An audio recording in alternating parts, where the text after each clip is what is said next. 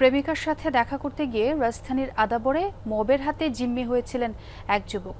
তাকে মুক্ত করতে 999-এ কল করে পরিবার, কিন্তু আভিযানিক দল সেখানে গেলে বিক্ষুব্ধ জনতা কুপিয়ে পুলিশ সহ 3 জনকে জখম করেছে। পরে সেনা ও পুলিশের যৌথ অভিযানে শতাধিক ব্যক্তিকে আটক করা হয়।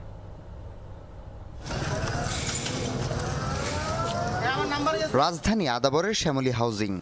সোমবার দিবাগত রাতে পলাশ নামের এক যুবক সেখানে গেলে স্থানীয় জনতা নামে মব তাদের জিম্মি করে। এক পর্যায়ে পলাশের পরিবারের কাছে দাবি করা হয় টাকা।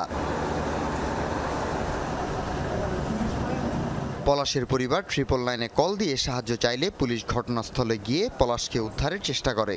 এ সময় ওই সন্ত্রাসীরা পুলিশ সদস্য আলামিন সহ 3 জনকে চাপাতি দিয়ে কুপিয়ে জখম করে। পুলিশের গাড়িও ভাঙচুর করে তারা। হঠাৎ 7-8 জন লোক আসে, 7-8 জন পোলাপান, মানে ওদের নাম 2 জনের নাম জানি, জনি, রনি।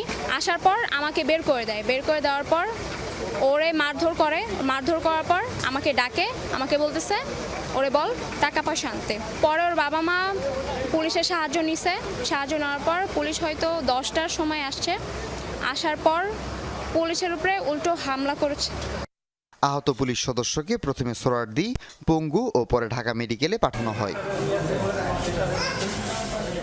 এই ঘটনায় তাৎক্ষণিক পুলিশ ও সেনাবাহিনী যৌথভাবে অভিযান চালায়। পরে সন্দেহভাজন শতাধিক ব্যক্তিকে আটক করেছে পুলিশ। যে ভিকটিমকে উদ্ধারের জন্য ওনারা যখন চেষ্টা চালান তখন তাদের সঙ্গে আমাদের পুলিশের একটু ধাক্কাধাক্কি হয়। যখন পুলিশ নিচে নামে ছাদ থেকে তখন আরও অধিক সংখ্যক সন্ত্রাসীরা এসে আমাদের পুলিশের গাড়ি ভাঙচুর করে, টহল গাড়ি, এবং আমাদের পুলিশ সদস্যদের বেধড়ক মারধর এবং আমাদের এই যে ড্রাইভার রয়েছে গাড়ির তাকে কোপায়। আমরা একসঙ্গে অভিযান পরিচালনা করে প্রায় 100-র উপরে আমরা এখন পর্যন্ত আটক করেছি।